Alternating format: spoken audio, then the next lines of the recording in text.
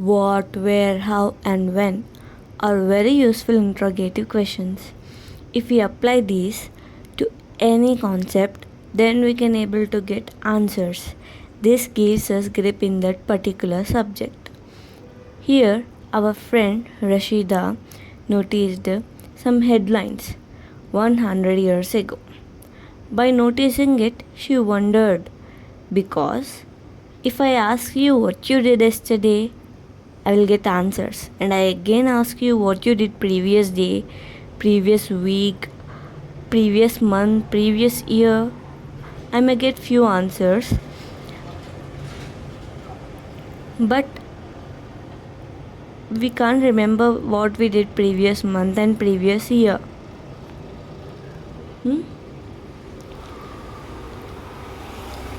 We don't remember them, right? Then how come we came to know what our ancestors did 100 years ago? Even this question made our friend Rashida to be wondered. So, what can we know about the past? By the past, we can able to know how our present evolved. That is why it is important to know the glory of history. Where do people live? In this lesson, we will going to know about the people who lived near River Narmada, Sulaiman and Kirthar hills, Garo hills and Ganga river.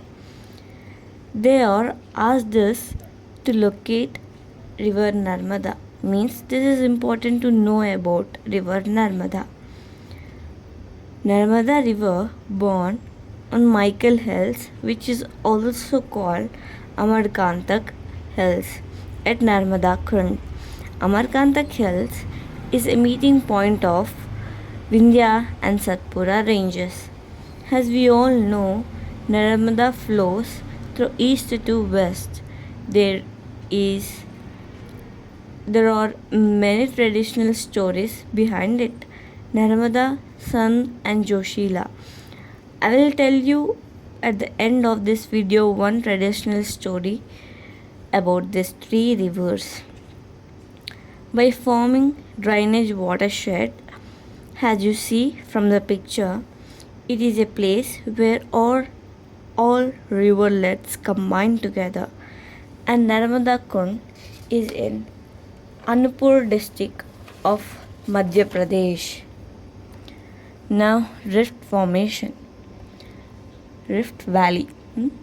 Narmada river flows in an depressed area of earth crust.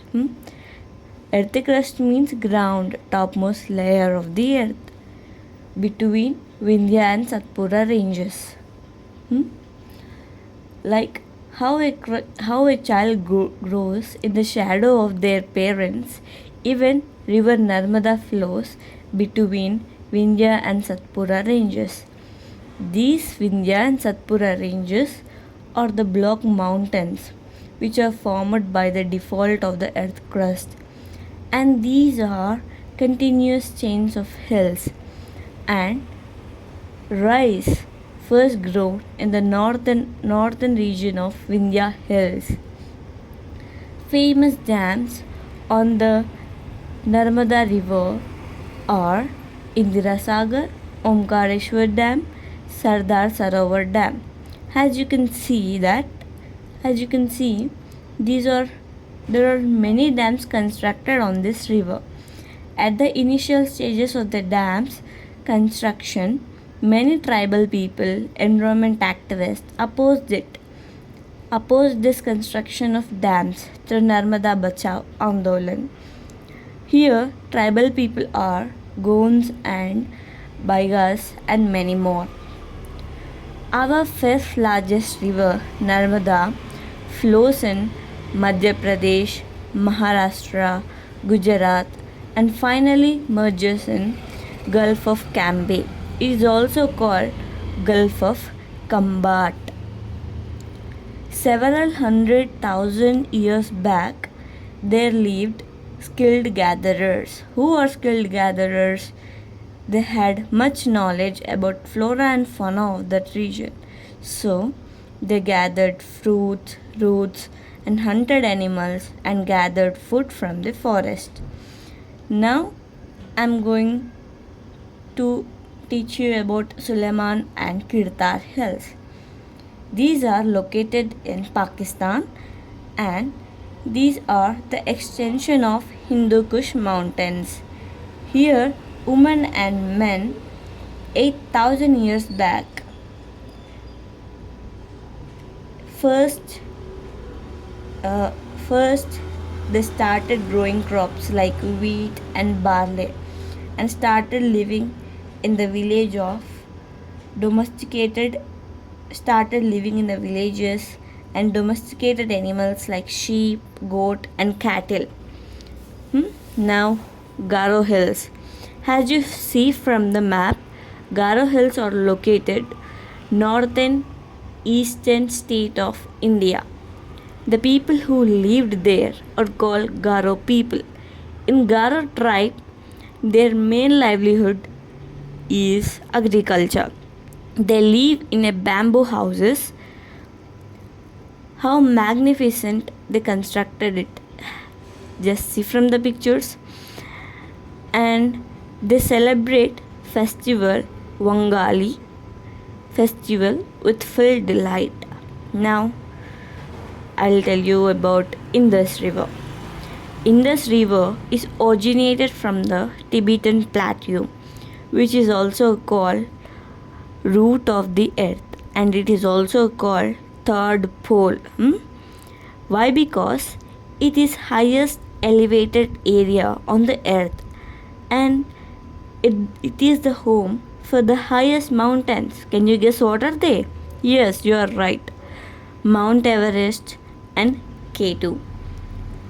And its originate point is near and river Indus originated point is near to the Mount Kailash and sacred holy freshwater reservoir Manasarovar, and also it is near to the salt lake Rakshasthal. It in Tibetan language this Rakshasthal is called dark lake of poison and ghost lake. And this river Indus merges in run of Kutch, and it is a transboundary river. It means it flows in two to three countries, more than two countries. 4,700 years ago, Mohenjo-daro and Indus Valley civilization happened in this river. This civilization is more advanced than present modern world. This is the thing I wanted to tell you about Indus River. Now river Ganga. Ganga Ma. The main stream of Ganga starts at Devaprayag. It is the confluence of Alakananda and Bhagirathi streams. What is meant by confluence? Confluence is the meeting point of two riverlets. And see the picture. Confluence means meeting of two streams. And river Ganga merges in Bay of Bengal by forming large delta system. Delta means triangle shaped by it is formed by two rivers. Now cities on the banks of Ganga. About 2,500 years ago, cities and kingdoms flourished near it. Area where south of Ganga are called Maghada. Powerful dynasties, rulers, here they are. They ruled that area. This first and the Maghada is first established by Bindusara, Ajatashatru, Shishunga dynasty, Nanda dynasty, and then the great Mauryas.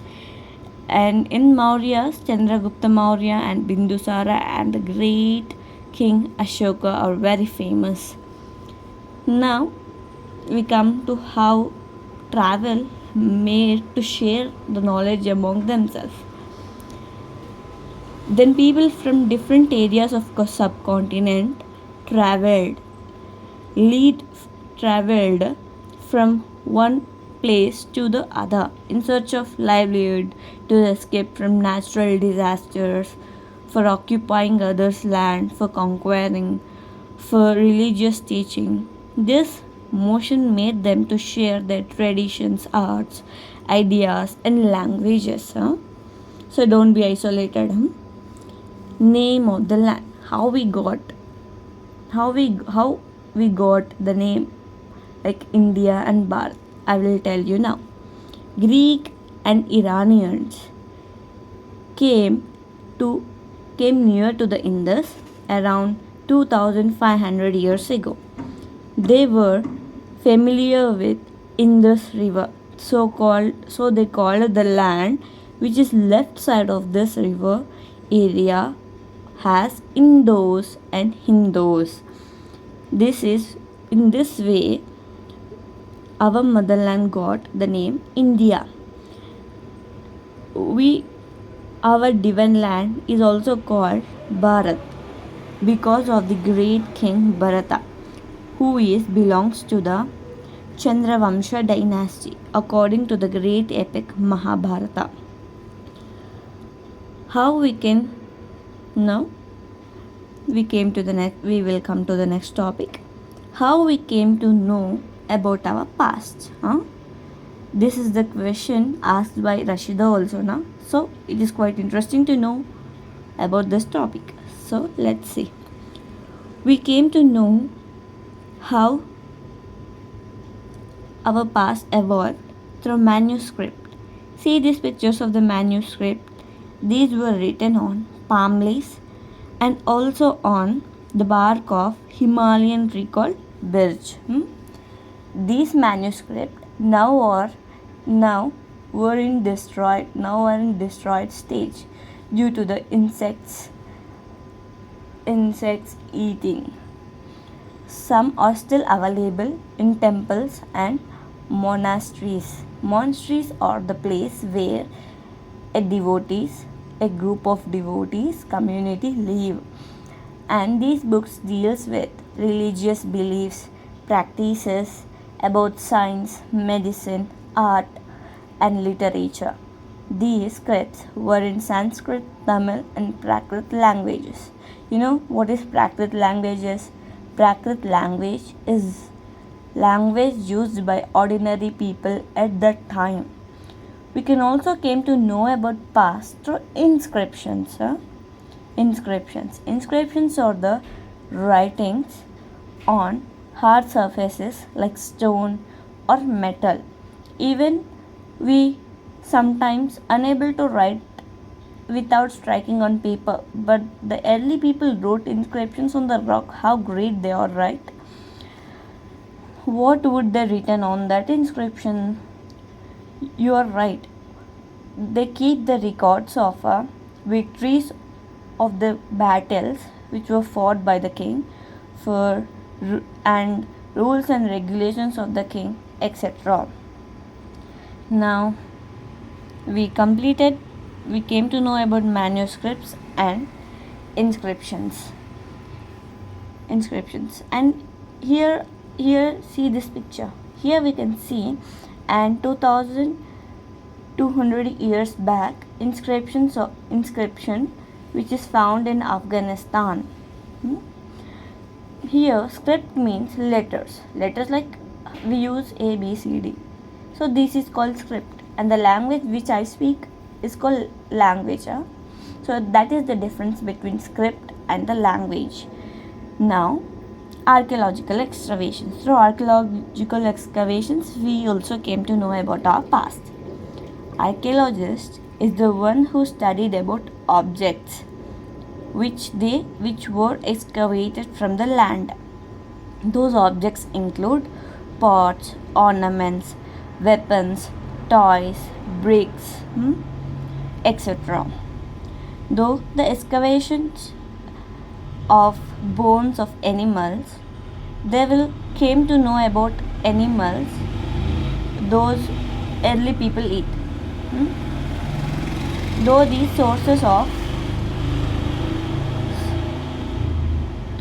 sources, the scholars who study past are called historians, and archaeologists find about past bit by bit like a detectives. I think we got the answer for Rashida's question. Now, the title of our book is Our Past. This it means like the people now present. It means like the people in the subcontinent. There are different. The people in the subcontinent are different from the people who live in the islands. In the same way, in our history, we have different lifestyles to the people and to the ordinary people and the kings. Unluckily, we now don't know much about ordinary people because they won't keep the records on the inscriptions like powerful kings, because they are of low power. Now the next topic, what does dates mean? We say like before Christ, not domino. What are they mean? So I will come to this. As you studied in your earlier classes that you can able to study, you studied line of integers, right? We have 0, negative values, positive values, including 0 in the number line, values in the same way in the number line, right? In the same way, in accordance with the dates, we consider 0 as birth of the Christ, and the negative values of the number line we considered as before Christ or before Common Era, and the positive values we consider as Anno Domino or Common Era, as you can see from that picture.